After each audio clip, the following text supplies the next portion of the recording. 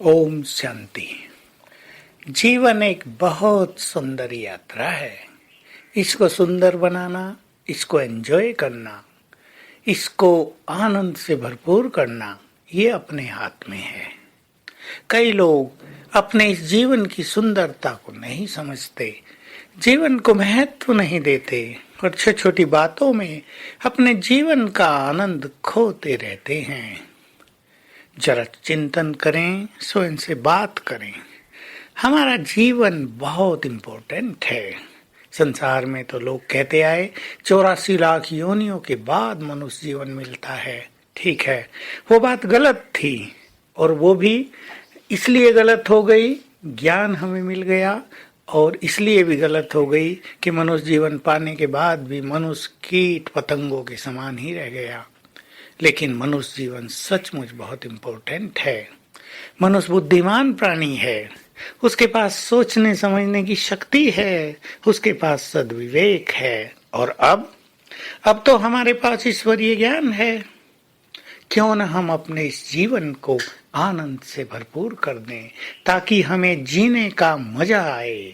हम ये न कहें कि बाबा जल्दी करो, विनाश करो। हम ये कहें कि हे बाबा, तुम्हारे साथ ये जीवन की यात्रा चलती ही रहे।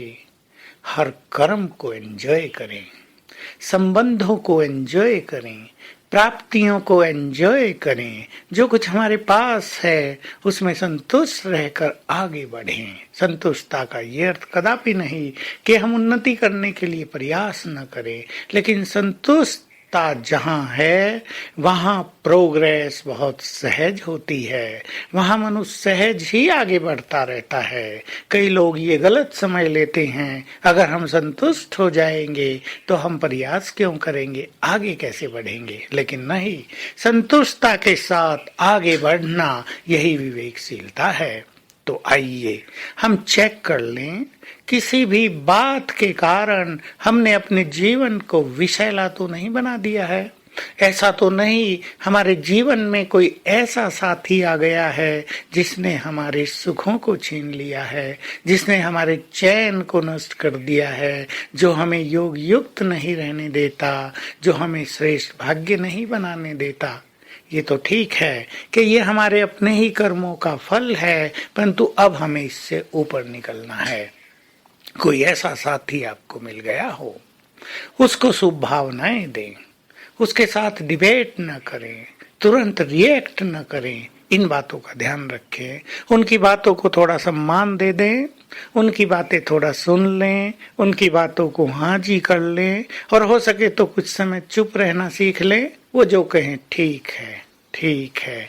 जब हम उनको सम्मान देंगे तो वो भी हमें सम्मान देने लगेंगे। जब हम उनकी हर बात पर डिबेट करते हैं तो वो भी हमारी हर बात को काटना चाहते हैं, और दोनों का अहम जागृत रहता है।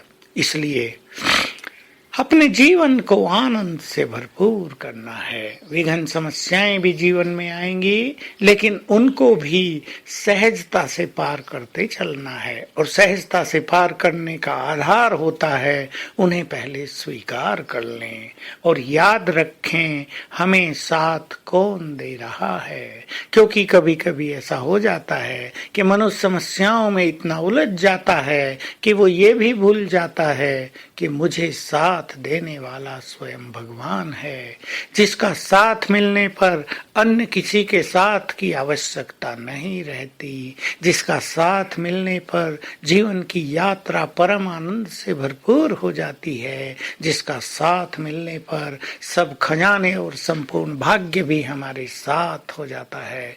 तो आज सारा दिन हम उसके साथ का अनुभव करेंगे। पहले तो ये याद ही रखेंगे, इसको अपनी फीलिंग में, अवेयरनेस में, नशे में समाएंगे। स्वयं भगवान हजार भुजाओं के सहित हमारे साथ है, और स्वयं मैं भी मास्टर सर्वशक्तिवान हूँ, और सर्वशक्तिवान परम धाम से नीचे उतरता है। देखेंगे उसको अपनी छत्र छाया बनाएंगे।